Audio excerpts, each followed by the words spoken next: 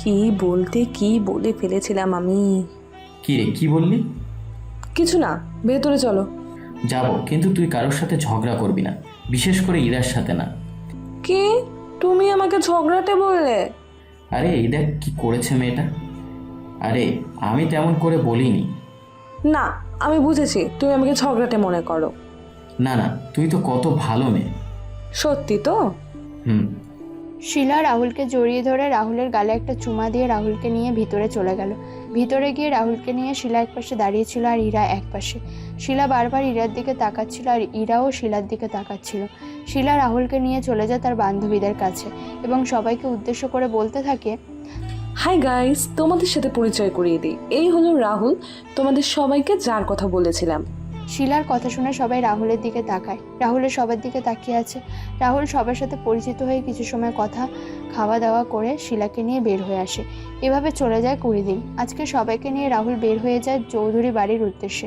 দীর্ঘ ভ্রমণ যাত্রা শেষে সবাই এসে পৌঁছে যায় চৌধুরী বাড়িতে। রাহুল সবাইকে ভিতরে যাওয়ার জন্য বলল, তোমরা সবাই ভিতরে যাও, আমি আসছি। কোথায় যাবি তুই? গাড়িটা তো গ্যারেজে রেখে আসতে হবে। তুই আয়, আমরা একসাথে যাই। তোমাদের মাঝে আমি গিয়ে কি করব? তোমরা যাও, আমি আসছি। রাহুল কথাগুলো বলে গাড়ি নিয়ে গ্যারেজে চলে যায়। ফুফা, ফুফু, আদিল, শিলা সবে ভিতরে চলে যান। সবে ভিতরে গিয়ে দেখতে পান জারিফ চৌধুরী, ইরা চৌধুরী আর আফতাব চৌধুরী বসে কথা বলছেন। তখন ফুফু বলেন, বাবা, সবাই পিছনে দাঁড়িয়ে দেখতে পায় শিরিন চৌধুরী, রাকিব, আদিল, শিলা দাঁড়িয়ে আছেন। তখন আফতাব চৌধুরী দাঁড়িয়ে শিরিন চৌধুরীর সামনে গিয়ে বলেন, এত বছর পর বাবার কথা মনে হলো তোর? কেমন আছেন বাবা? দাদু ও শিরিন চৌধুরী দুজনকে জড়িয়ে ধরে কান্না করতে লাগলেন। কিছু সময় পর আফতাব চৌধুরী রাকিব চৌধুরীকে উদ্দেশ্য করে বলে, হ্যাঁ, ভালো আছি। হাই দাদু ভাই। আয় আয় দিদি ভাই, আয়। কেমন আছো দাদু? ভালো আছি। বাসায় সবার কথা শুনে ঈশিতা নিচে আসে আর সবাইকে দেখতে পায়। ঈশিতা নিচে এসে সবার সাথে কথা বলে সবাই যখন কথা বলছিল তখন দাদু বলেন, আমি আরও রাহুলকে বলেছিলাম তোদেরকে নিয়ে আসার জন্য। বাবা, রাহুলই তো আমাদের নিয়ে এলো আপনার শরীর খারাপ বলে। তাহলে রাহুল কোথায়? রাহুল তো বললো গাড়ি গ্যারেজে পার্ক করে রাখতে গেল। আচ্ছা, আমি দেখছি, তোমরা কথা বলো। মা, আমি দেখছি, তুমি ফুফাদের নাস্তা দাও। তুই গিয়ে কি করবি? আমি যাচ্ছি তো। আমি যাই না মা, তুমি বরং সবাইকে নাস্তা রেডি করে দাও। আমি আসি আপু তোমার সাথে। না, আমি যাচ্ছি। এদিকে রাহুল পুকুর পাড়ে বসে সিগারেটের ধোঁয়া ওড়াচ্ছিল আর চিন্তা করছিল কি করবে সে, এখানে থাকবে না চলে যাবে। আবার সে চলে গেলে দাদুর কি হবে? না, আমাকে চলে যেতে হবে। দাদুকে দেখার জন্য তো পরিবার আছে, আর আজকে তো তার মেয়েও চলে আসছে। তাহলে আমার এখানে থেকে কি লাভ হবে? তার চেয়ে বরং আমি চলে যাই এখান থেকে, তাহলে এটাই ভালো হবে। রাহুল সিগারেট ফেলে দিয়ে উঠতে গিয়ে আর উঠল না। রাহুল বসে কিছু কথা চিন্তা করছিল। এদিকে ঈশিতা গ্যারেজের কাছে এসে কাউকে দেখতে পায় না। ঈশিতা চারপাশে তাকাচ্ছিল, তখন দেখতে পায় ল্যাম্পপোস্টের হালকা আলোতে কেউ পুকুর পাড়ে বসে আছে। ঈশিতা সামনে গিয়ে বুঝতে পারে এটা রাহুল।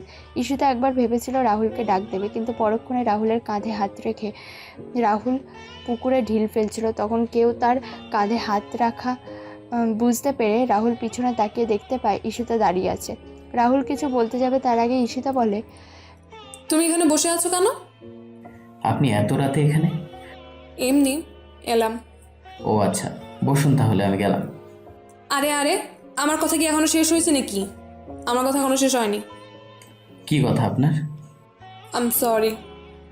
মানে সরি কিসের জন্য? এতদিন ভুল একটা ধারণাকে আঁকড়ে ধরে তোমাকে অপমান করার জন্য। ও আচ্ছা, আর কিছু বলবেন আপনি? না, আর কিছু না। আচ্ছা, তাহলে আপনি এবার আসতে পারেন। কেন? আমি এখানে থাকলে কি সমস্যা হবে? সমস্যা তো হতেই পারে, আফটার অল আমি একজন খুনি। আচ্ছা বললাম তো সরি আগে সব কিছুর জন্য। আপনাদের মতো বড় লোকদের কাছে গরিবদের অবহেলা, অপমান, অত্যাচার করে এই সরিটা বলা খুব সহজ ব্যাপার, কিন্তু আমাদের কাছে এগুলো বিশেষ সমান। আমি তো নিজের ভুল বুঝতে পেরেছি। ভালো হয়েছে। রাহুল আর ঈশিতা যখন কথা বলছিল তখন আফতাব চৌধুরী সেখানে আসেন আর রাহুলকে দাদু ভাই বলে জড়িয়ে ধরেন। তখন দাদু বলেন, দাদু ভাই তো আছিস বলে আমি আজকে এত খুশি রে। তুমি খুশি হলে আমি খুশি দাদু। চল ভেতরে চল, সবাই বসে আছে। দাদু, আমি আর ওই বাড়িতে যাচ্ছি না। এবার আমাকে ছুটি দিয়ে দাও। মানে? দাদু, তুমি নিশ্চয়ই বুঝতে পারছো আমি কি বলছি। তুই কি চাস না আমি আরো কিছুদিন তোদের সাথে হাসি খুশি থাকি? দাদু, কি বলছো কি তুমি? তুই ছাড়া আমি যে অসহায় দাদু ভাই। তুই চলে গেলে আমি তো এমনিতেই মারা যাব। তুই চলো ভেতরে, চলো ভেতরে, আর দেখি কে তোকে আর অপমান করে। দাদু, আসলে তুই চল ভেতরে। দাদু রাহুলকে নিয়ে ভিতরে চলে যান। রাতের বেলা সবাই একসাথে বসে আড্ডা দিচ্ছিল। তখন রাহুল সেখান থেকে চলে আসে ছাদে। ছাদে এসে রাহুল একটা সিগারেট টানছিল মনের সুখে। তখনই কারো কাশির শব্দ শুনে রাহুল সিগারেটটা ফেলে দিল। তুমি সিগারেট খাচ্ছ? পিচ্ছি, তুমি এখানে? আমি ওখানে ভালো লাগছিল না, তাই চলে এলাম। এতদিন পর মামার বাড়ি এলি, ভালো লাগবে না কেন? আরে সবাই শুধু বিয়ে নিয়ে কথা বলছে, ভালো লাগে না। কেন? তোর তো বিয়ের বয়স হয়ে গেছে। না, এখনো হয়নি। আগে আমাকে ডাক্তার হতে হবে, তারপর বিয়ের চিন্তা। তুই চিন্তা করিস না, তুই অনেক বড় একজন ডাক্তার হবি, আর তোর প্রথম রোগী হব আমি। আমার রোগী হবে কেন তুমি? তুমি তো আমার পাশে থাকবে। সিগারেটটা ফেলে দিয়ে শোন, মাথা থেকে সব আজে বাজে চিন্তাভাবনা বাদ দিয়ে পড়ালেখা কর। এখন যা চিন্তা করছিস সেটা তোর ক্যারিয়ার ধ্বংস করে দিবে। আগে নিজেকে প্রতিষ্ঠিত কর, তাহলে সব কিছু তোর কাছে আপনা আপনি চলে আসবে। রাহুল কথাটা বলে ছাদ থেকে নেমে যায়। ঈশিতা এত সময় আড়ালে দাঁড়িয়ে সবকিছু শুনছিল। শিলা মনে মনে বলে, তুমি যাই বলো না কেন, আমি তোমায় ছাড়ছি না। আমার তো দুইটাই চাই। শিলাও নিচে চলে যায়। তারপর সবাই একসাথে খাওয়া দাওয়া করে যার যার রুমে গিয়ে ঘুমিয়ে পড়ে। পরের দিন সকালে রাহুল ঘুম থেকে উঠে বাগানে কাজ করছিল। তখন ঈশিতা রাহুলের কাছে এসে বলে, চল আমার সাথে। কোথায়? আমি জগিংয়ে যাব, তুই সাথে চল। চলো। রাহুল পিছন পিছন হাঁটছে আর ঈশিতা সামনে সামনে দৌড়াচ্ছে। কিছু সময় পর ঈশিতারা একটা পার্কে প্রবেশ করে। ঈশিতা এক্সারসাইজ করছে আর রাহুল একটা বেঞ্চে বসে আছে। 40 মিনিট পর ঈশিতা এসে রাহুলের পাশে বসে। রাহুল সরে বসে। ঈশিতা হালকা হাসে। তারপর দুজনে বাসায় চলে আসে। বাসায় এসে সবার সাথে নাস্তা করে রাহুল যখন জারিফ চৌধুরীকে নিয়ে বের হচ্ছিল, তখন শিরিন চৌধুরী জারিফ চৌধুরীকে বলেন, তাহলে রাহুল কোথায়? বাবা আসি তাহলে আমি। দুলা ভাই আসছি আমি। ভাইয়া কোথায় যাচ্ছ? এই তো অফিসে যাচ্ছি। কেন? ভাইয়া, শিলার নাকি ফাইনাল পরীক্ষার ডেট দিয়ে দিছে। ওর তো তেমন কিছু এখানে নিয়ে আসেনি। শিলা, ঈশিতা আর আদিল বসে কথা বলছিল। তখন শিলা তার মামার ডাক শুনতে পায়। শিলা, শিলা, হ্যাঁ মামা। চলো আমার সাথে। কোথায় তোমার নাকি মামা? পরীক্ষার ডেট দিয়েছে, আর আপু বলল তোমার কি কি জানি লাগবে সেগুলো নিয়ে আসবে। শিলা মন খারাপ করে নিল। শিলা ভেবেছিল দুপুরের দিকে রাহুলকে নিয়ে সে বের হবে, কিন্তু এখন তার মামার সাথে বের হতে হবে। তখন শিলা বলে, মামা, ওইগুলো তো বিকেলে লাগবে, এখন লাগবে না। তুমি শিওর তো বিকেলেই লাগবে? হ্যাঁ মামা, আমি শিওর। আচ্ছা আসি তাহলে আমি। রাহুল চল। হ্যাঁ ছোট বাবা, চলো। রাহুল কোথায় যাচ্ছে? রাহুলই তো তোর মামাকে নিয়ে অফিসে যায়। ও আচ্ছা মামা, তাহলে আমি আসি, তোমার সাথে আমার ওইগুলো নিয়ে আসবো। এই না বললে বিকেলে নিয়ে আসলে হবে? না, এখন নিয়ে এলেই ভালো হবে। বেশ শিওর, তাহলে চলো। বাবা, তুমি বরং অন্য ড্রাইভার নিয়ে যাও, আমি রাহুলকে নিয়ে একটু বের হব, আমার কিছু কাজ আছে। আজকে তো অফিসে একটা মিটিং আছে, রাহুলকে জারিফের সাথে থাকতে হবে দিদি ভাই। তাহলে তুই বিকেলের দিকে বের হোস, রাহুল তোকে নিয়ে যাবে। আচ্ছা, আমি নিয়ে যাচ্ছি ঈশিতাকে। এটাই ভালো হবে। আদিল, দাদুভাই ঈশিতাকে নিয়ে যা। তোরা দুজনেই শহরটাও ঘুরে দেখ, দেখা যাবে আর কাজটাও শেষ হয়ে যাবে। কিন্তু ভাইয়া তো রাস্তা চিনে না এখানের। ম্যাডাম, গাড়িতে তো জিপিএস আছে, আপনি লোকেশন বলে দিলেই ভাইয়া আপনাকে নিয়ে যেতে পারবে। ভাইয়া পারবেন তো? হ্যাঁ পারবো। ব্যাস তাহলে তো হয়ে গেল। শিলা জারিফ চৌধুরী পিছন পিছন বের হয়ে আসে। রাহুল আর জারিফ চৌধুরীর সামনে আর শিলা পিছনে বসে আছে। রাহুল আর জারিফ চৌধুরী অফিসের টুকটাক বিষয়ে কথা বলছিলেন। তখন শিলাকে উদ্দেশ্য করে জারিফ চৌধুরী বলেন, শিলামা, তোকে আজকে একটু অফিসে বসতে হবে। আমার মিটিংটা শেষ হয়ে গেলে রাহুলকে নিয়ে তোর প্রয়োজনীয় জিনিসগুলো কিনে এনে দিলে হবে তো? হ্যাঁ মামা, হবে। আচ্ছা মা।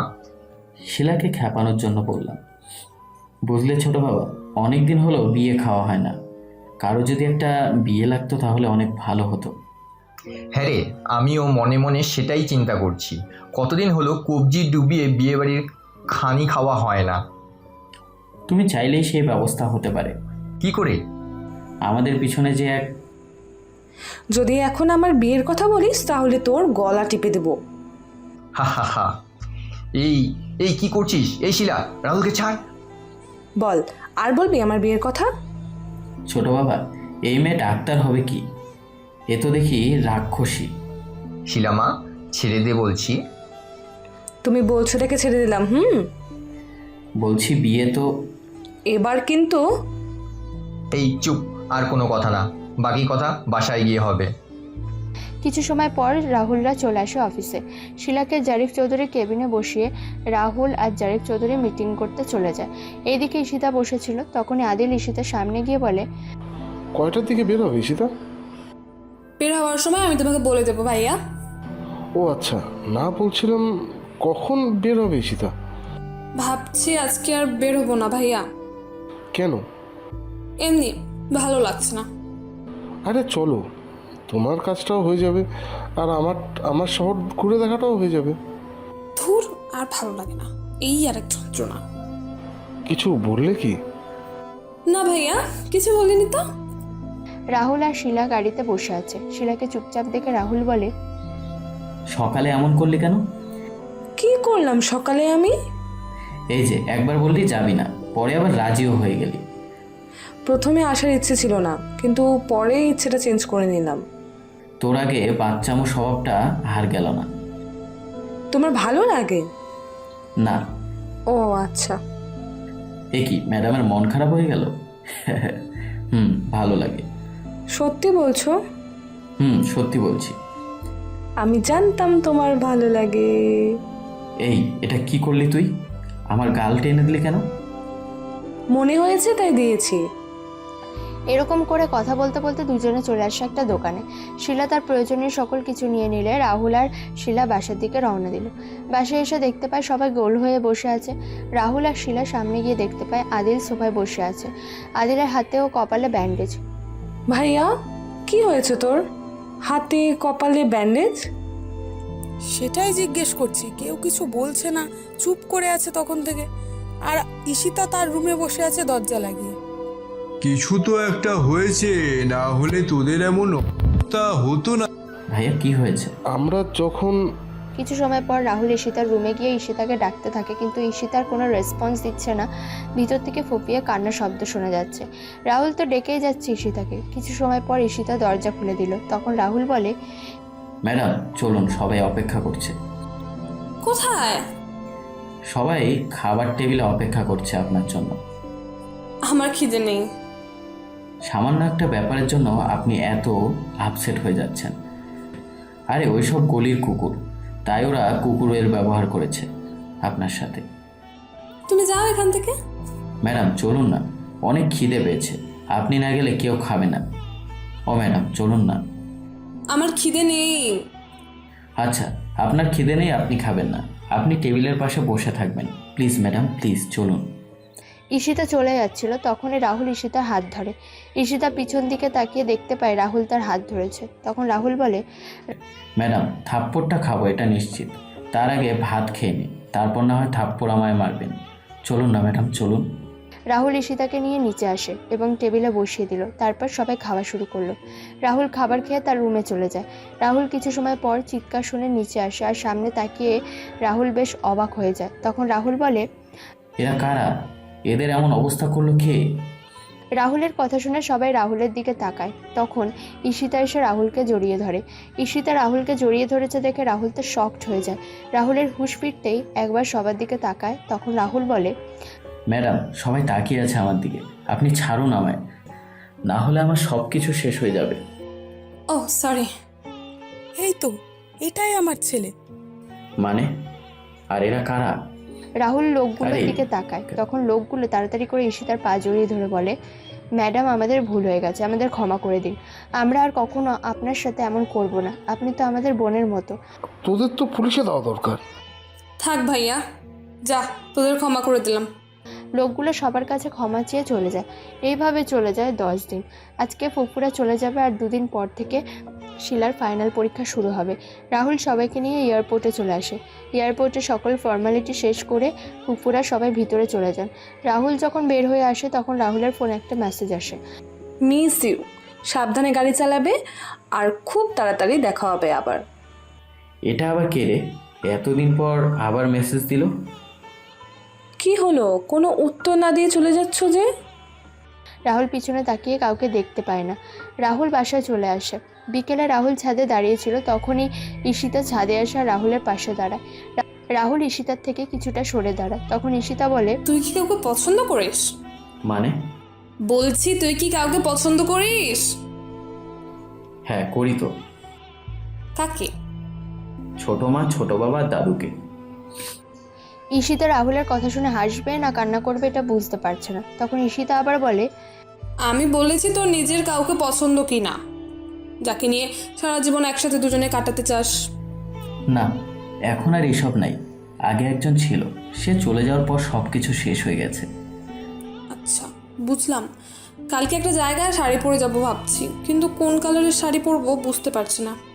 সেটা ছোট মার কাছ থেকে জেনে নেবনি। আচ্ছা বলতো, কোন কালারটা পছন্দ? সবার পছন্দের কালারটার নাম শুনেই যারটা মনে ধরবে সেটাই পরে যাব। কালো কালার। কালো কেন? যার জীবনটা কালোয় কালোকিত, তার তো কালো কালার পছন্দ হবেই। আচ্ছা। ঈশিতা চলে যায়। পরের দিন দুপুরে খাওয়া দাওয়া শেষ করে রাহুল তার রুমে বসে ফোনে গান শুনছিল। তখনই ঈশিতা রাহুলের রুমে আসে। এই ব্যাগটা নাও। কি আছে এতে? একটা পাঞ্জাবি আছে, সেটা পরে একটু পরে নিচে আসবে।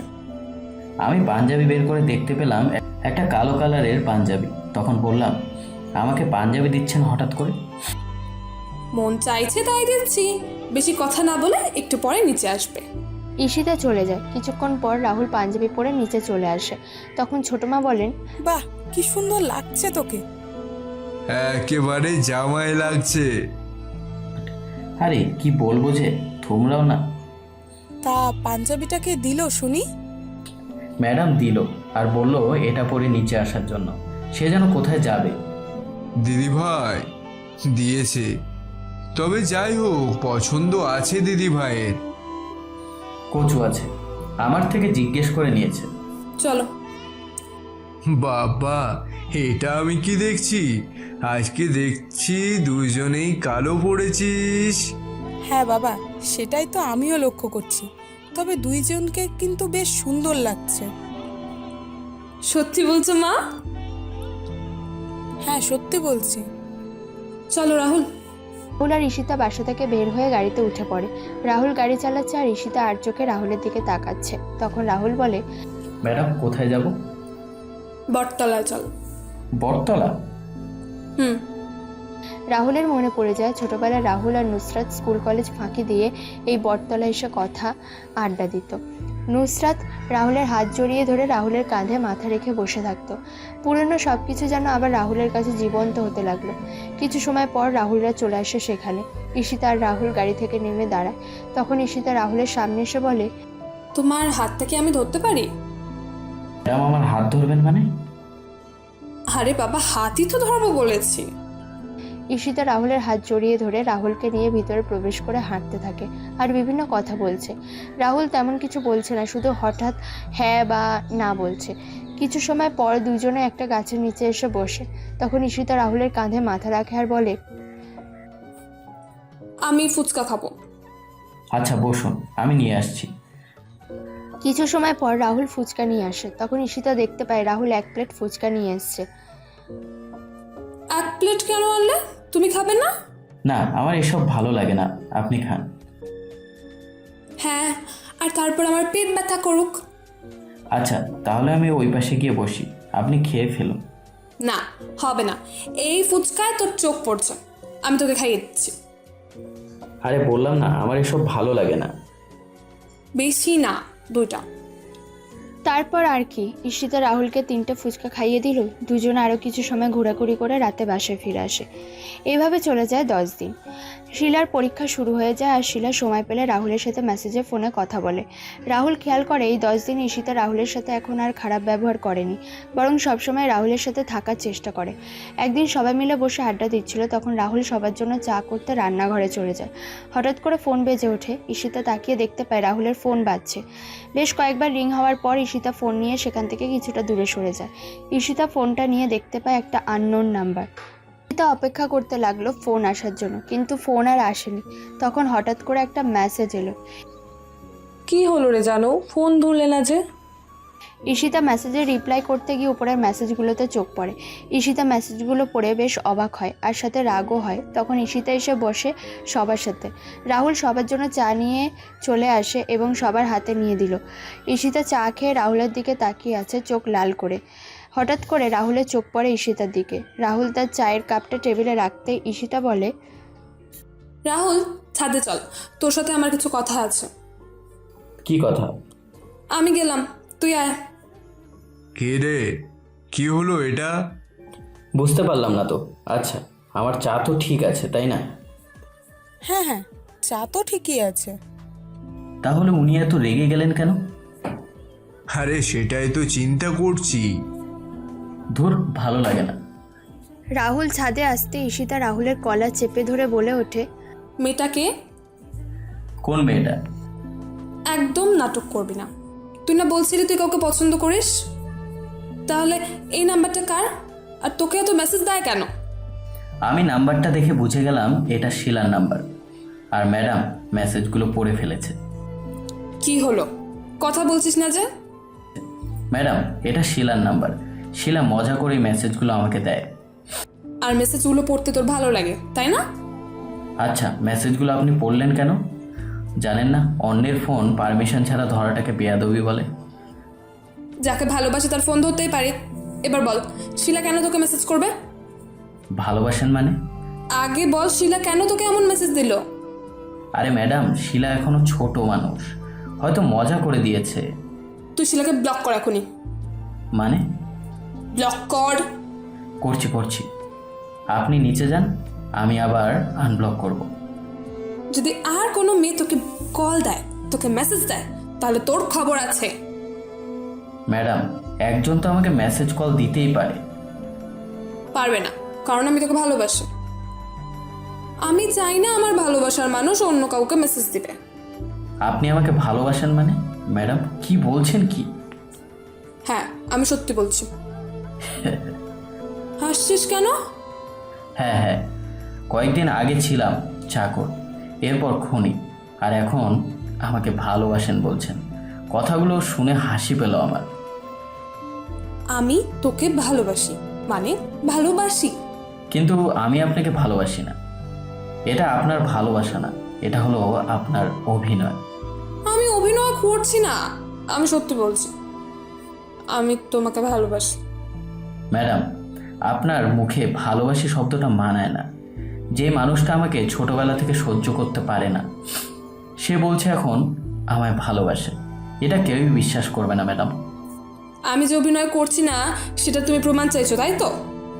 আমি গেলাম। রাহুল কথাটা বলে চলে যায় বাসা থেকে বের হয়ে। রাহুল নদীর পাড়ে বসে সিগারেটের ধোঁয়া ছাড়তে ব্যস্ত। রাহুল মনে মনে বলছে, হায় রে দুনিয়া, তোমার খেলা বোঝা সত্যি কষ্টের। যে মানুষটা আমাকে দেখতে পারতো না, আজকে তার ভালোবাসা আমার জন্য উতলে উঠছে। সত্যি বড়লোকদের দ্বারা সব কিছু সম্ভব। কি নিখুঁত অভিনয় করতে পারে ওরা। মন চাইলে অপমানও করবে, আবার মন চাইলে ভালোবাসবে। রাহুল মনে মনে এসব কথা চিন্তা করছিল আর সিগারেট টানছিল। হঠাৎ করে তার ফোনের দিকে খেয়াল পড়ে। রাহুল ফোনটা হাতে নিয়ে দেখতে পায় ঘড়ির কাঁটায় রাত 12টা বাজে। আর সবচেয়ে বেশি অবাক হয় দাদু, ছোটো মা, ছোটো বাবার নাম্বার থেকে কল আসছে দেখে। তখন আবার ছোটো মার নাম্বার থেকে কল আসে। রাহুল ফোন কানে ধরতে শুনতে পায়, রাহুল, কোথায় তুই? আমি তো নদীর পাড়ে আছি। তোমরা খেয়ে ঘুমিয়ে পড়ো, আমি একটু পরেই আসবো। তুই তাড়াতাড়ি করে হসপিটালে চলে আয়। হাসপাতালে মানে? কার কি হয়েছে? দাদু ঠিক আছে তো? ছোট মা? তুই হাসপাতালে আয় তাড়াতাড়ি। রাহুল ফোন কেটে দিয়ে তাড়াতাড়ি করে হাসপাতালে চলে যায়। হাসপাতালে গিয়ে দেখতে পায় সবাই অপারেশন থিয়েটারের বাইরে দাঁড়িয়ে আছে। রাহুল একটু সামনে যেতেই ছোটো মা, ছোটো বাবার দাদু বসে আছে দেখতে পায়। উফ, যাক, দাদু দেখছি বসে আছে। এ কি, ছোটো আমার শাড়িতে রক্ত, আবার কান্নাও করতেছে। ছোটো বাবাও বসে আছে। কি হলো ভিতরে? তখন রাহুলের মনে হয় ঈশিতাকে এখানে দেখতে পাচ্ছে না। রাহুলের ভিতরে কিছুটা ভয়ে দানা বাঁধতে শুরু করলো। রাহুল দানা বাঁধা ভয়ে দূর করার জন্য ছোটো মার সামনে গিয়ে বলে, ছোটো মা, কি হয়েছে? তোমার শাড়িতে রক্ত, ভিতরে কে আছে? ভিতরে আমার মেয়েটা আছে। ম্যাডামের কি হয়েছে? ঈশিতা নিজের হাতে রক কাটতে চলছিল। হাতের রক কাটতে চলেছিল মানে? শোন দাদু ভাই, ঈশিতা আমাদের সব বলেছে। আমরা সবাই চাই তুই আর ঈশিতা সব সময় একসাথে থাক। ঈশিতা সত্যি তোকে পছন্দ করে। হ্যাঁ, মানছি তোকে আগে অপমান অবহেলা করতো, কিন্তু বিশ্বাস কর, তুই যেদিন আমাদের বাড়ি থেকে শিরিনদের বাড়িতে চলে গেলি আর তখন তুই সব কিছুর ভিডিও ঈশিতাকে দিয়ে যাস, সেটা দেখে ঈশিতা নিজের ভুল বুঝতে পারে। সে তার এমন ঘৃণ্য কাজের জন্য অনুশোচনা করতে থাকে। তোকে ফোন দিচ্ছিল, তখন তোর ফোন বন্ধ ছিল। তারপর ঈশিতা নিশানের থেকে জানতে পারে তুই বরিশালে আছিস। আমি জানতাম তুই শিরিনদের নিয়ে আসবি, তাই আমি ঈশিতাকে বলি অপেক্ষা করার জন্য। দেখো রাহুল, আমার মেয়েটা তোমার সাথে যা করেছে সত্যি সেটা অনেক খারাপ করেছে। তবে আমি এতটুকু বলতে পারি, আমার মেয়েটা মনের দিক থেকে ভীষণ ভালো। আমি সবাই চাই তুমি আর ঈশিতা আমাদের সাথে থাকো, এতেই আমরা সবাই খুশি হব।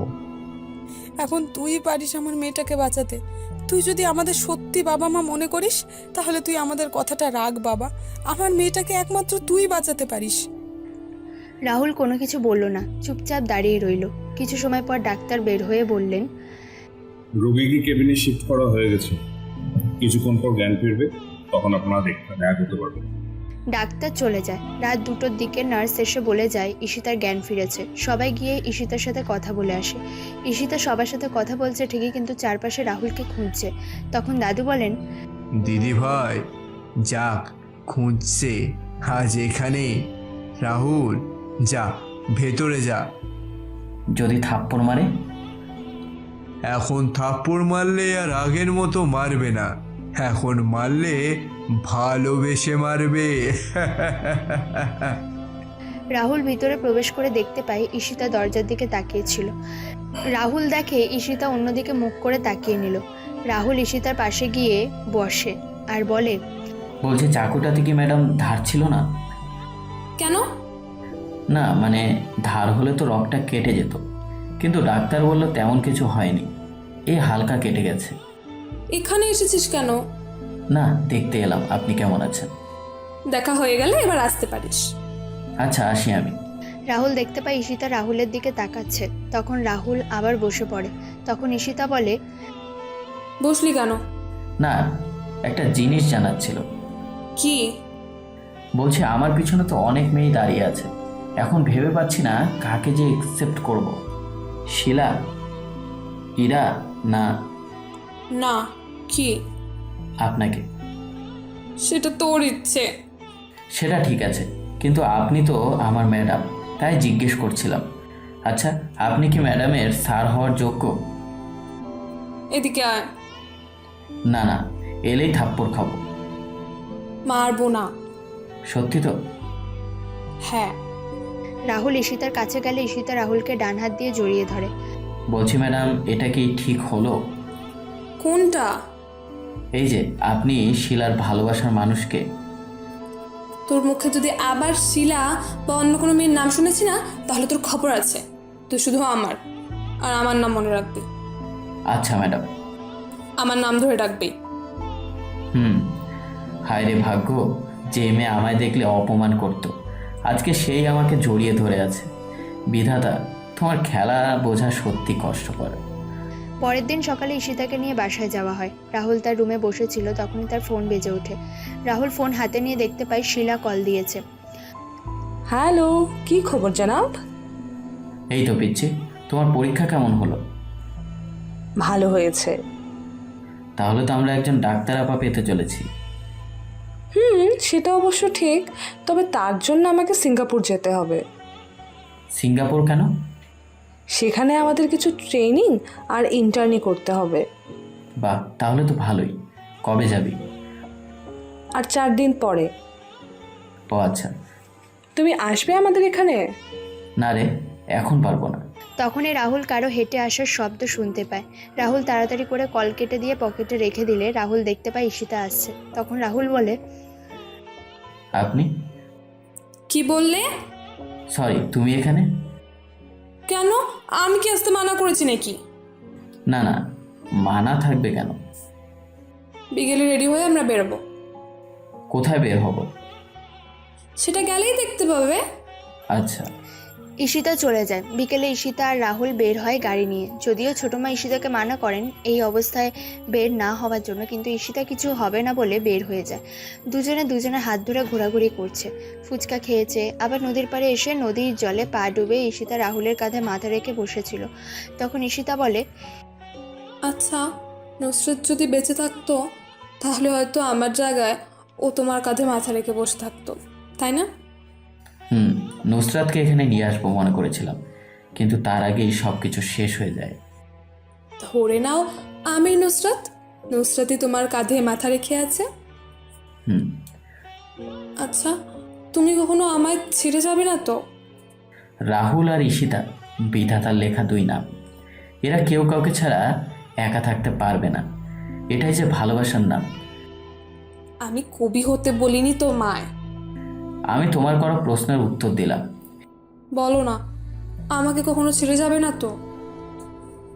বা আমি যদি হারিয়ে যাই কখনো? এভাবে শক্ত করে জড়িয়ে ধরে রাখবো, কারণ এটাই যে বিধাতার লিখন।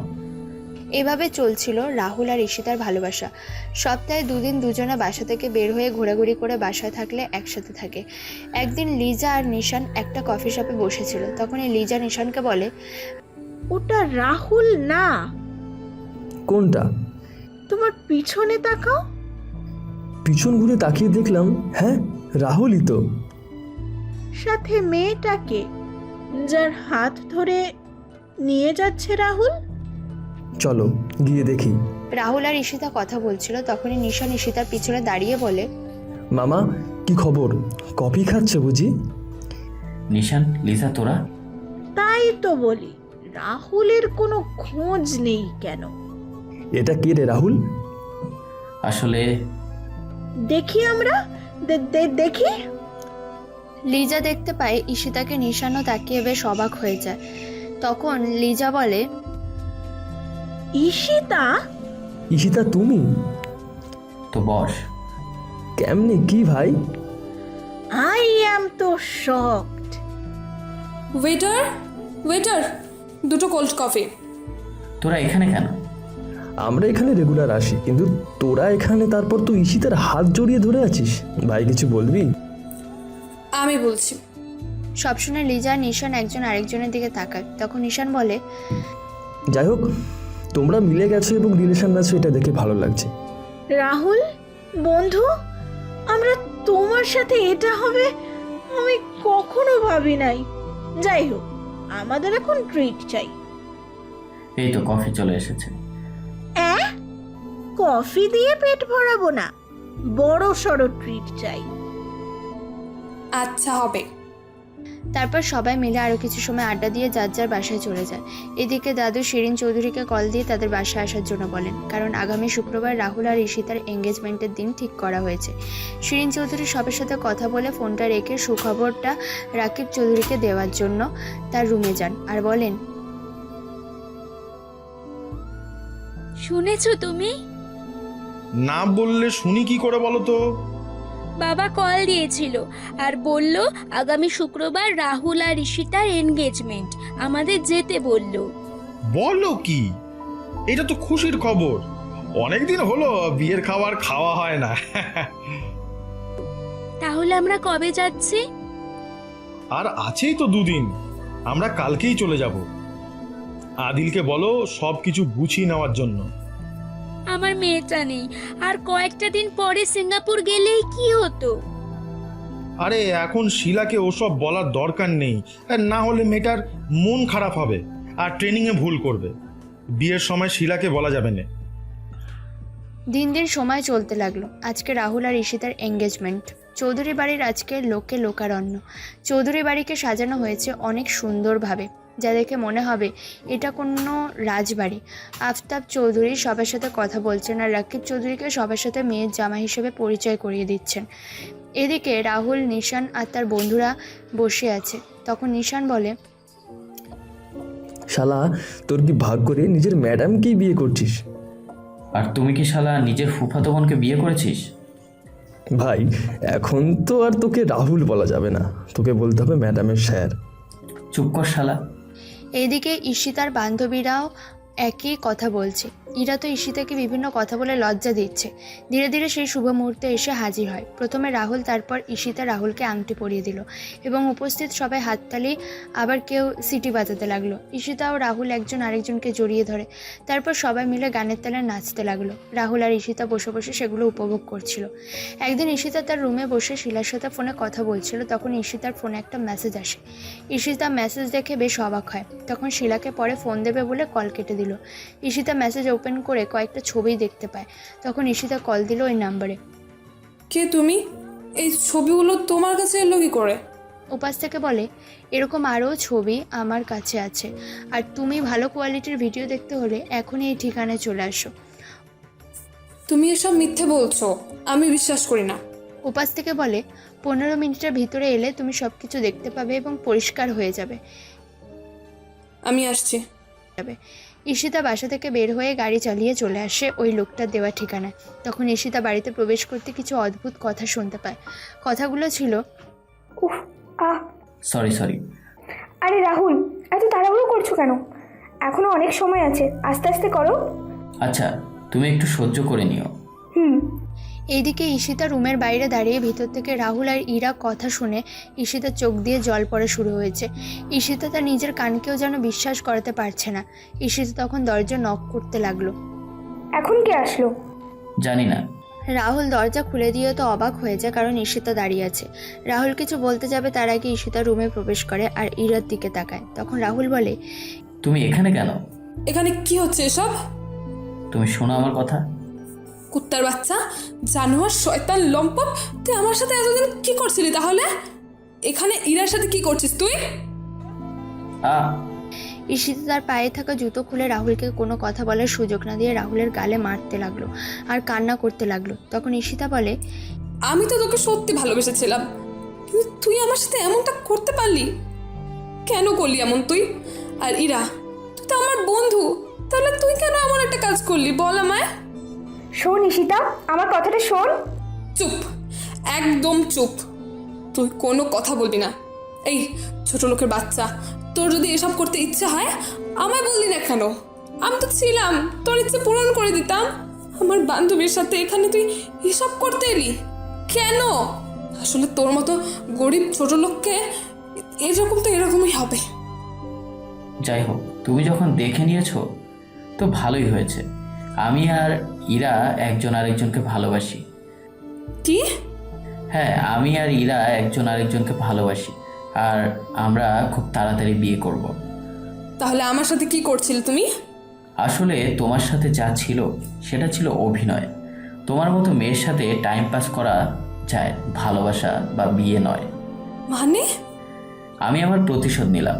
তুই ছোটবেলা থেকে তো আমার কম অত্যাচার করিসনি, সেগুলো শোধ নিলাম। ছি রাহুল, ছি, আজকের পর থেকে তুই আর আমাদের বাসায় আসবি না। তোর এই নোংরা মুখ আমি আর দেখতে চাই না।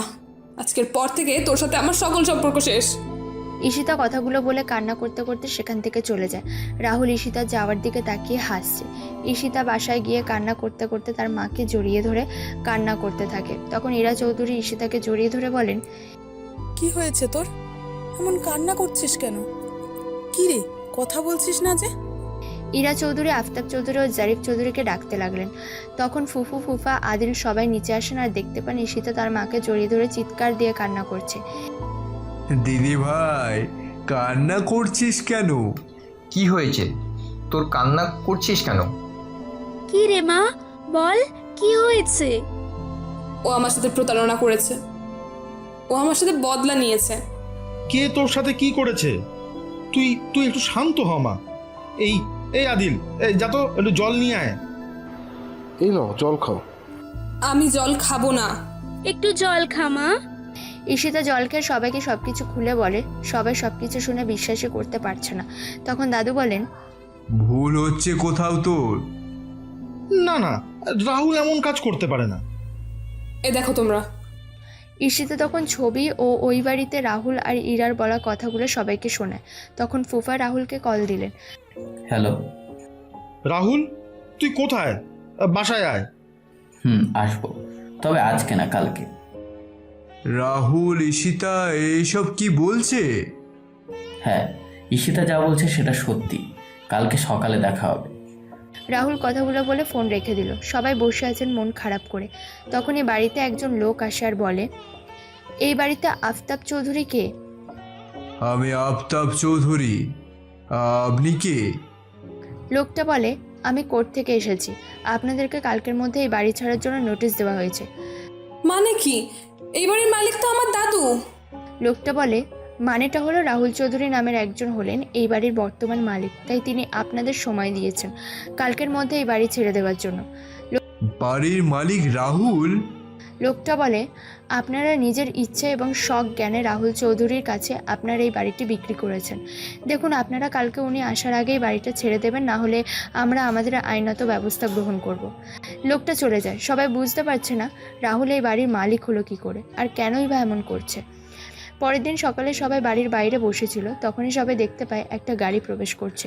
গাড়ি থেকে রাহুল এবং একটা লোক বের হয়। তখন রাহুল বলে, কেমন আছো দাদু? আশা করি সব কিছু শুনে নিয়েছো। চিন্তা নেই, তোমার অ্যাকাউন্টে 3 কোটি টাকা পাঠিয়ে দিয়েছি, যা এই বাড়ির মূল্য।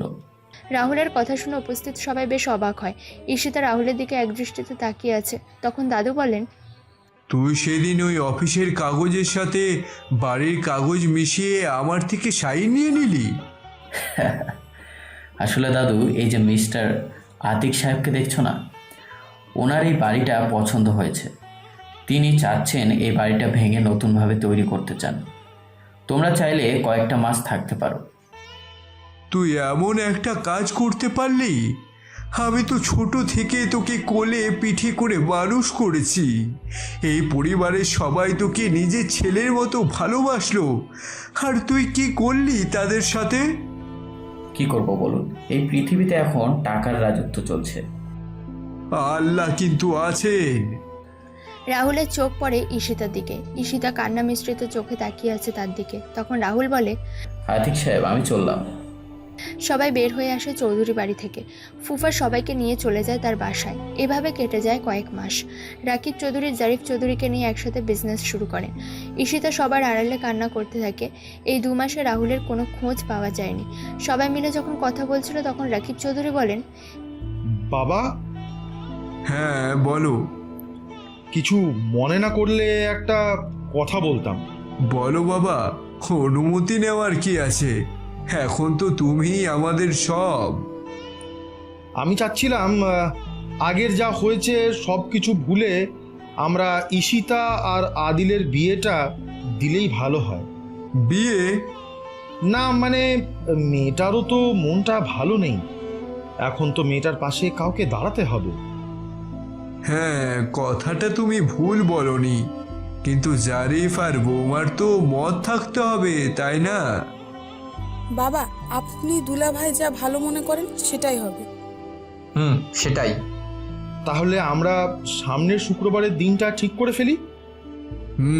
করো। ইরা চৌধুরী ঈশিতার রুমে গিয়ে ঈশিতাকে বলেন সবকিছু। তখন ঈশিতা বলে, মা, এটা কি করে হয়? আমি তো আদিল ভাইয়াকে নিজের ভাই মনে করি। তো কি হয়েছে, নিজের ভাই তো আর না। বিকেলে তুমি আর আদিল শপিংয়ে যাবে। কিন্তু মা। আর কোনো কথা নয়, যা বলেছি সেটাই।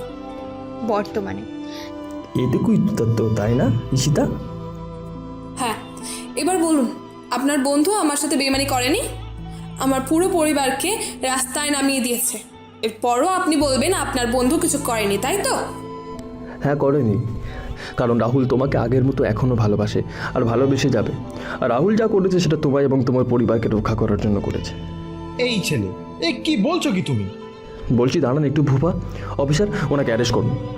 পুলিশ অফিসার নিশানের কথা শুনে রাকিব চৌধুরীকে হাতে হাত করা পরিয়ে নিল। তখন ফুফু বলেন, কি হচ্ছে এসব? আমার স্বামীকে অ্যারেস্ট করা হলো কেন? নিশান, কি হচ্ছেটা কি? শোনো দাদু, রাহুল ইচ্ছে করে তোমার থেকে তোমার বাড়ি ও ঈশিতার সাথে তার সম্পর্ক নষ্ট করেনি। রাহুলকে দিয়ে এসব জোর করে করানো হয়েছিল। আর এই সব কিছুর পিছনে দাঁড়িয়ে আছেন মিস্টার রাকিব চৌধুরী। জোর করে করানো হয়েছিল মানে? নিশান, যা বলার স্পষ্ট করে বলো আমাদের। মিস্টার রাকিব চৌধুরী রাহুলকে দিয়ে এইসব কাজ করিয়েছেন।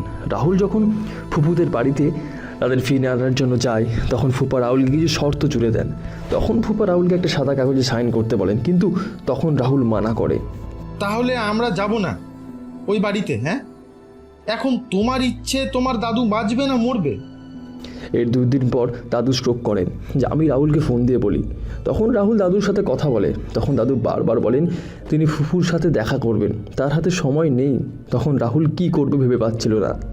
কোনো রাস্তা খোলা না পেয়ে রাহুল ফুপার প্রস্তাবে রাজি হয়ে যায়। রাহুল কিন্তু তখন নিজের জন্য চিন্তা করেনি, রাহুল চিন্তা করেছে দাদুর জন্য, দাদুর এই পরিবারের জন্য। রাহুল সেদিন দাদুর কথা রাখতে গিয়ে ফুপুর সামনে গিয়ে ফুপাকে দাদুর অসুস্থতার কথা বলে। তখন ফুপা এমন অভিনয় করেন যাতে মনে হয় তিনিও চাচ্ছেন দাদুর সাথে দেখা করার জন্য। ফুপা তখন বুদ্ধি করে রাহুলকে সাদা কাগজের সাইন নিয়ে নেয় এবং 20 দিন পরে আসবেন বলে জানিয়ে দেন। আর এই 20 দিনের ভিতরে বাড়ির নকল কাগজ রেডি করে রাহুলের হাতে দিয়ে দেন। এরপর রাহুল দাদুকে খুশি করার জন্য ফুপুদের বাড়িতে নিয়ে আসে, যাতে দাদু ভালো থাকে, খুশি থাকে। শিরিন চৌধুরী রাকিব চৌধুরীর সামনে গিয়ে বলেন, কি হলো? ও যা বলছে সেটা কি সত্যি? না না, ও মিথ্যা বলছে। আমি এমনটা করতে চাইবো কেন?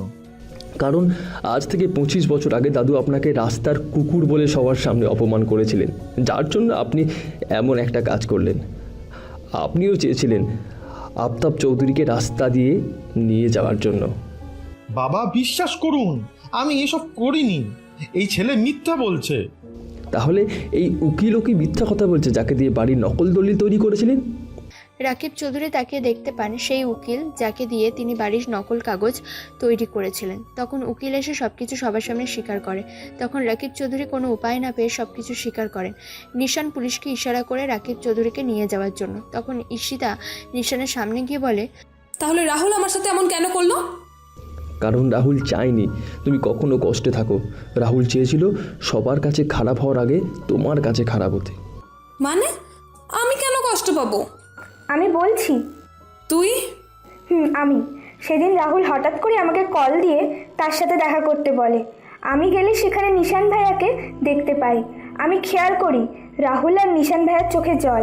আমি কিছু বলার আগেই রাহুল আমাকে বলে, ইরা, তুমি কি আমায় পছন্দ করো? এটা কি বলছো কি রাহুল? তোমার এঙ্গেজমেন্ট হয়ে গেছে আর এখন তুমি আমায় জিজ্ঞেস করছো? ইরা, সত্যিটা বলো। এসব কি বলছো কি তুমি? আমি যা জানতে চাই সেটা বলো। কি হয়েছে হঠাৎ করে এমন প্রশ্ন? ভাইয়া, রাহুল কি বলছে? রাহুল তোমাকে যা বলছে সেটার উত্তর দাও তুমি। কি ব্যাপার, আপনি কান্না করছেন কেন? কি হয়েছে আমাকে বলুন। ইরা, আমার হাতে সময় খুব কম, সত্যিটা বলো। পছন্দ করি। কিছুদিনের জন্য তুমি আমার গার্লফ্রেন্ডের অভিনয় করতে পারবে?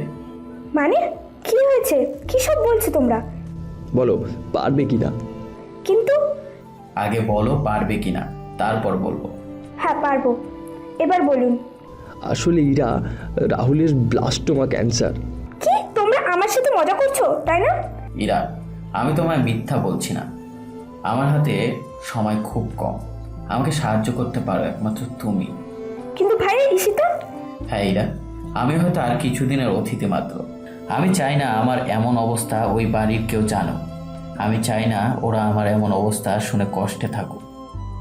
আসলে আমি মানুষটা তো অনেক খারাপ, তাই সৃষ্টিকর্তা চায় না আমি এই পৃথিবীতে আর কয়েকদিন বেঁচে থাকি।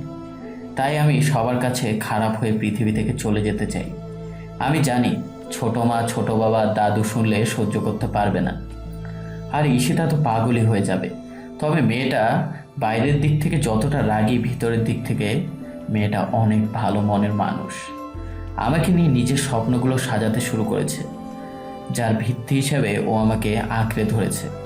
যখন ঈশিতা জানতে পারবে আমার ক্যান্সার হয়েছে, তখন হয়তো ওর স্বপ্নগুলো শেষ হয়ে যাবে। কি দরকার ওর স্বপ্নগুলো এভাবে শেষ করে ফেলার? আমার জায়গায় না হয় অন্য কেউ ওর স্বপ্নের ভিত্তি হিসেবে দাঁড়াবে, ওর দেখা স্বপ্নগুলো নতুন ঠিকানা খুঁজে পাবে। কিন্তু রাহুল, আসলে আমি বুঝতে পারিনি আমি এভাবে চলে যাব, না হলে আমি ঈশিতাকে কখনো আমার জীবনের সাথে জড়িয়ে নিতাম না। এখন আমার থেকে ঈশিতাকে দূরে সরিয়ে দিতে হবে, আর এর জন্য আমার তোমার সাহায্যের প্রয়োজন। না ভাইয়া, আমি পারবো না। আমি আমার বান্ধবীকে এভাবে... ইরা, ধরে নাও এটা তোমার ভালোবাসার মানুষের শেষ ইচ্ছা, হয়তো আর এভাবে কখনো তোমাকে বলা হবে না আমার। ভাইয়া, ঈশিতা তো বিশ্বাস করবে না। শোনো, তুমি পারবে তো ইরা?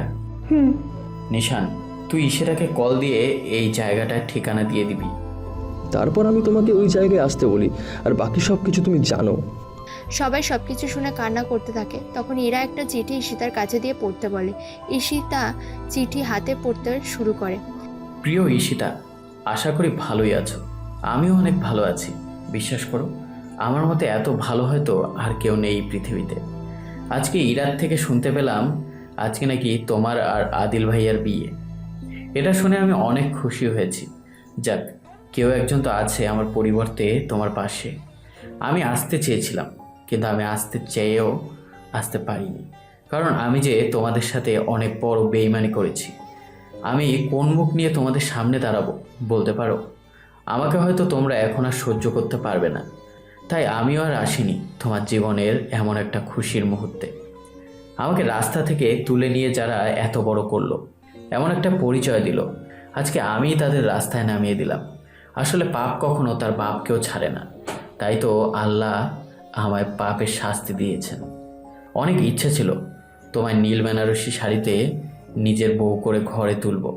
তুমি তো চেয়েছিলে আমি নীল পাঞ্জাবি আর তুমি নীল বেনারসি শাড়ি পরে আমার ঘরে আসতে, কিন্তু সব কিছু অপূর্ণ রয়ে গেল। তুমি বলেছিলে না তুমি আমার হাতে হাত রেখে একসাথে সমস্ত রাস্তা হেঁটে চলবে, কিন্তু সেই স্বপ্নটা স্বপ্নই রয়ে গেল, সব শেষ। এই বেঈমান তোমাকে একটা কথাই বলতে চাই, সেটা আমি তোমাকে ভালোবাসি। ঈশিতা চিঠিটা পড়ে কান্না করতে থাকে। তখনই নিশানের ফোন বেজে ওঠে। নিশান ফোন বের করে দেখতে পায় লিজা কল দিয়েছে। হ্যাঁ লিজা, বলো। রাহুল বেডে নেই। রাহুল কোথায় চলে গেছে? কি বলছো কি? তুমি থাকতে রাহুল বের হয়ে যায় কি করে? বুঝতে পারছি না আমি কিছুই। আমি আসছি। ভাইয়া, কি হয়েছে? কোথায় যাচ্ছ আমাকে নিয়ে? ঈশিতা, রাহুল হাসপাতাল থেকে বের হয়ে কোথায় চলে গেছে, খুঁজে পাওয়া যাচ্ছে না। কি? নিশান, আমাদেরকে নিয়ে চলো, আমি আমার দাদু ভাইয়ের কাছে যাব। সবাই রওনা দিল হাসপাতালের উদ্দেশ্যে। ঈশিতা কান্না করে যাচ্ছে। ফুফু ছোটমা ঈশিতাকে শান্ত করার চেষ্টা করছে। কিছু সময় পর সবাই হাসপাতালে চলে আসে। হাসপাতালে এসে সবাই জানতে পারে রাহুল কোথায় আছে, কেউ জানে না। তখন ঈশিতা হাসপাতাল থেকে বের হয়ে আসে। এইদিকে রাহুল ঈশিতার ছবি হাতে নিয়ে নদীর পাড় ধরে হেঁটে চলেছে। রাহুলের নাক মুখ দিয়ে রক্ত বের হচ্ছে। রাহুলের সেদিকে কোনো খেয়াল নেই। হঠাৎ করে রাহুলের কানে ঈশিতার কণ্ঠ ভেসে এলো। রাহুল চোখ জোড়া ক্রমশই ঝাপসা হয়ে আসছে। রাহুল, এই রাহুল! রাহুল চোখ ডোলে সামনের দিকে তাকায়। তখন দেখতে পায় ঈশিতা তার দিকে দৌড়ে আসছে। ঈশিতা এখানে? ও এইদিকে আসছে কেন? আজকে না ওর বিয়ে? ঈশিতা দৌড়ে এসে রাহুলকে জড়িয়ে ধরে হু হু করে কান্না করে দিয়ে বলে ওঠে, তুমি এখানে কেন? তোমার তো হাসপাতালে থাকার কথা। এই কি অবস্থা হয়েছে তোর? তুমি এখানে কেন? আজকে না তোমার বিয়ে? আমি তোমাকে ছাড়া কাউকে বিয়ে করব না। আমি তোমাকে অনেক ভালোবাসি রাহুল। তোমার কিছু হবে, তুমি একদম আগের মতো সুস্থ হয়ে যাবে। দেখো, তুমি আমাকে সব কিছু আগে বললে না কেন? তুমি আমাকে সব কিছু বললে আজকে তোমার এমন অবস্থা কখনো হতো না। ঈশিতা, ক্যান্সার কখনো ভালো হয় না, এটা তো তুমি নিশ্চয়ই জানো। জানো ঈশিতা, তোমাকে নিয়ে জীবনে বাকি সময়টুকু একসাথে কাটিয়ে দেবো ভেবেছিলাম, কিন্তু আমার কোনো আশাই পরিপূর্ণ হলো না। কে বলেছে ভালো হয় না? ভালো হয় তো, তুমিও ভালো হবে। আমি তো আছি তোমার পাশে, তোমার কিচ্ছু হবে না। আমাকে ক্ষমা করে দিও ঈশিতা, আমার জন্য আজকে তোমার জীবনের খুশির মুহূর্তটা নষ্ট হয়ে গেল। আমাকে ক্ষমা করে দিও। বলছি না তোমার কিচ্ছু হবে না, তুমি একটু চুপ করো না। আমার ফোন, ফোনটা যে কোথায় গাড়িতে রেখে এসেছে মনে হয়। রাহুল তুমি একটু বসো, আমি আসছি। ওকে। রাহুলের মুখ দিয়ে রক্ত বের হতে লাগলো পানির মতো। ঈশিতা গাড়ি থেকে ফোন নিয়ে রাহুলের কাছে আসতে দেখতে পায় রাহুল মাটিতে শুয়ে আছে আর নাক মুখ দিয়ে রক্ত পড়ছে। ঈশিতা রাহুলের মুখ থেকে রক্ত বের হচ্ছে দেখে বেশ ভয় পেয়ে যায়। রাহুল, এই রাহুল, রাহুল, এই রাহুল, কি হলো তোমার? কথা বলছো না কেন? রাহুল প্লিজ। অনেক অনেক ভালোবাসি তোমায় ঈশিতা। আমি তো তোমায় অনেক ভালোবাসি রাহুল। রাহুল আমার দিকে একবার তাকাও না রাহুল। রাহুলের মুখ দিয়ে রক্ত পড়ছে অবিরাম। ঈশিতা কি করবে বুঝতে পারছে না। ঈশিতা নদী থেকে পানি আনতে যায়, কিঞ্চিত পানি নিয়ে উপরে আসার আগেই পানি শেষ হয়ে যায়। ঈশিতা নিজের শাড়ির আঁচল ভিজিয়ে রাহুলের কাছে আসতে দেখতে পায় রাহুল মাটিতে শুয়ে আছে। ঈশিতা কাঁপা কাঁপা হাতে রাহুলকে ধাক্কা দিতে লাগলো। রাহুল, এই রাহুল, রাহুল, এই রাহুল, কথা বলো না রাহুল, এই রাহুল। ঈশিতা রাহুলকে ডাকছে কিন্তু রাহুল শুনতে পাচ্ছে না। রাহুল শুনবে কি করে? রাহুল তো এই পৃথিবীর মায়া ত্যাগ করেছে অনেক আগেই। ঈশিতা রাহুলের প্রাণহীন দেহটাকে জড়িয়ে ধরে কান্না করে যাচ্ছে, কিন্তু রাহুলের কোনো সাড়া শব্দ নেই। ঈশিতা তার ফোন হাতে নিয়ে কল দিল নিশানকে। হ্যাঁ ঈশিতা। ভাইয়া, রাহুল। রাহুল? কি ঈশিতা? ভাইয়া, রাহুল কথা বলছে না আমার সাথে। ও চুপ করে আছে কেন? কথা বলছে না মানে? এখন তোমরা কোথায়? ভাইয়া, নদীর পাড়ে আছি, তুমি তাড়াতাড়ি করে আসো, রাহুলের মুখ দিয়ে রক্ত পড়ছে। আসছি আমি। এইদিকে শিলা এয়ারপোর্টে এসে তার মাকে কল দিয়ে জিজ্ঞেস করলো তারা কোথায় আছে। তখন তার মা শিলাকে সব কিছু খুলে বলেন। শিলা এয়ারপোর্ট থেকে সোজা হাসপাতালে চলে আসে। নিশান গিয়ে দেখতে পায় ঈশিতা রাহুলকে জড়িয়ে ধরে কান্না করছে। ঈশিতা নিশানকে দেখতে পেয়ে কান্না করে বলে, ভাইয়া, রাহুল আমার সাথে কথা বলছে না, তুমি ওকে বলো না মা আমার সাথে কথা বলার জন্য। রাহুল? এই রাহুল? আবে এই রাহুল। নিশান রাহুলের কাছে গিয়ে রাহুলকে ডাকতে থাকে, কিন্তু রাহুলের কোনো সাড়া শব্দ নেই। নিশান তাড়াতাড়ি করে রাহুলকে নিয়ে গাড়ি করে হাসপাতালে চলে যায়। ডাক্তার এসে রাহুলকে অপারেশন থিয়েটারের ভিতরে নিয়ে যায়। শিলাও অপারেশন থিয়েটারের ভিতরে যায়। কিছুক্ষণ পর ডাক্তার শিলাকে বলে, শিলা, রোগীর পালস রেট খুবই কম, তুমি নিশ্চয়ই বুঝতে পারছো আমি কি বলছি। স্যার ভালো করে দেখুন না, এরকম রোগীর ক্ষেত্রে পালস রেট কমে যায়, পরে কিন্তু। সবই তোমার চোখের সামনে শিলা, আই এম সরি। ডাক্তারের কথা শুনে শিলা চোখ দিয়ে জল পড়তে লাগলো। শিলা সেখানে রাহুলের হাত জড়িয়ে ধরে কান্না করতে লাগলো। ডাক্তার বের হয়ে আসেন অপারেশন থিয়েটারের ভিতর থেকে। সবাই ডাক্তারের সামনে এসে বলে, ডাক্তার, আমার নাতি কেমন আছে? ভালো আছে তো? ডাক্তার, রাহুল ঠিক আছে তো? বলো না ডাক্তার, রাহুল কেমন আছে? দেখুন, রোগীর অবস্থা আগের থেকে অনেক খারাপ, সব কিছু আমাদের হাতের বাইরে চলে গেছে। রোগীকে যতক্ষণ লাইফ সাপোর্টে থাকবে ততক্ষণ রোগীর পালস রেট যাওয়া আসা করবে, আর হঠাৎ করে কোনো কিছু হয়ে যেতে পারে। তারপর ডাক্তার চলে যায়। কিছু সময় পর শিলাও বের হয়ে আসে। সবাই শিলাকে ঘিরে ধরে। তখন শিলা কান্না করে মাথা নাড়ায়। ঈশিতা ভিতরে প্রবেশ করে দেখতে পায় দুজন নার্স রাহুলকে সাদা চাদরে জড়িয়ে বাইরে নিয়ে আসছে। এই এই সাদা চাকর কেন রাহুলকে ডাকছো? নার্স বলে, ম্যাডাম উনি মারা গেছেন, লাশ ওনার পরিবারের কাছে। এটা লাশ না, এটা আমার রাহুল। আমার রাহুলের কিছু হয়নি, রাহুল আমার সাথে অভিনয় করছে। রাহুল, এই রাহুল, কথা বলবে না আমার সাথে তুমি? রাহুল, এমন তো কোনো কথা ছিল না, আমি তোমাকে ছাড়া থাকতে পারবো না। তুমি কেন বোঝো না আমি তোমাকে ছাড়া অচল? সবাই ভিতরে প্রবেশ করে আর দেখতে পায় ঈশিতা রাহুলের প্রাণহীন দেহটাকে আঁকড়ে ধরে কান্না করছে। উপস্থিত সবার চোখেই জল। ঈশিতা রাহুলকে নিজের ভিতরে লুকিয়ে রাখতে চাইছে, কিন্তু ঈশিতা ভুলে গেছে রাহুল চলে গেছে ওই দূর আকাশে, যেখান থেকে কেউ এত সহজে ফিরে আসে না। পরের দিন সকালে রাহুলকে নিয়ে যাওয়া হয় মসজিদে। রাহুলের জানাজা শেষ করে নিয়ে যাওয়া হয় চৌধুরী বাড়ির কবরস্থানে, আর রাহুলকে রেখে আসা হয় 3.5 হাত নামক মাটির অন্ধকারে। কেউ যদি একদম নিখুঁত পরিপূর্ণ হয়ে যায় তখন তার আর কোনো সৌন্দর্য থাকে না, সে হয়ে যায় যন্ত্রের মতো। তার চেয়ে বরং অপূর্ণতা থাকাটাই ভালো, অন্তত রোবট বলে মনে হয় না। পূর্ণতা যেমন আনন্দের, তেমনি পূর্ণতা দুঃখেরও, কারণ পূর্ণতা মানে আনন্দ, অপেক্ষা, আশা, সকল কিছুর পরিসমাপ্তি। তাই অপূর্ণতাই বরং শ্রেয়। এইভাবেই অপূর্ণ থেকে যায় রাহুল ও ঈশিতার ভালোবাসার গল্প। প্রিয় শ্রোতা বন্ধুরা, গল্পটি এখানেই শেষ করা হলো। গল্পটি কেমন হয়েছে তা কমেন্টের মাধ্যমে জানাতে ভুলবেন না, এবং চ্যানেলে নতুন হয়ে থাকলে চ্যানেলটিকে সাবস্ক্রাইব করে পাশে থাকা বেল আইকনে প্রেস করবেন, যাতে করে আমাদের প্রত্যেকটি নতুন নতুন সুন্দর সুন্দর গল্প নোটিফিকেশন আপনাদের কাছে সবার প্রথম পৌঁছে যায়। দেখা হচ্ছে পরবর্তী এপিসোডে। ততক্ষণ ভালো থাকবেন, সুস্থ থাকবেন। ধন্যবাদ।